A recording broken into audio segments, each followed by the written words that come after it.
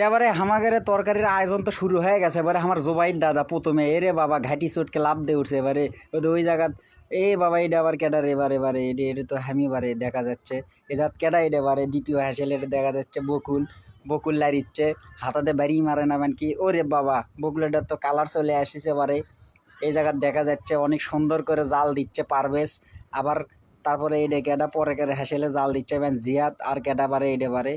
আরে সর্বনাশ সর্বনাশ চেঁড়া মেয়েরা কি হাসি পারে আজকে আলু ঘাটি খাবি পারে এটা কেডা আসিফ দাদা মনে হচ্ছে মন্ডল চাষা এটা লারিচ্ছে কি সুন্দর করে লারিচ্ছে লাইটতে লাইটতে এক একজনের একবার চোখ মুখ দিয়ে ফেনা উঠে গেছে।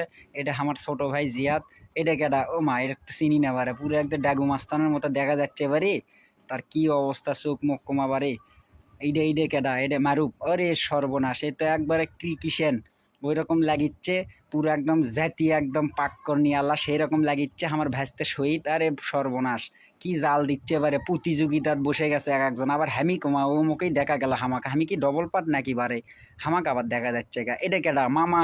আরে সর্বনাশ রে বাপ রে বাপ কি হাসি দিচ্ছে বারে কামলা বারে একবারে ক্যামেরা বারে হ্যাঁ কি রে মামা নাকি। যাই হোক আপনারা ভুলবেন না আজকে তাড়াতাড়ি মজলিস দেবার সময় আপনারা খাবার চলে আসবেন আলু ঘাটি যদি মিস না করেন তাহলে আপনারা আলু ঘাটি খাবার অবশ্যই আসবেন।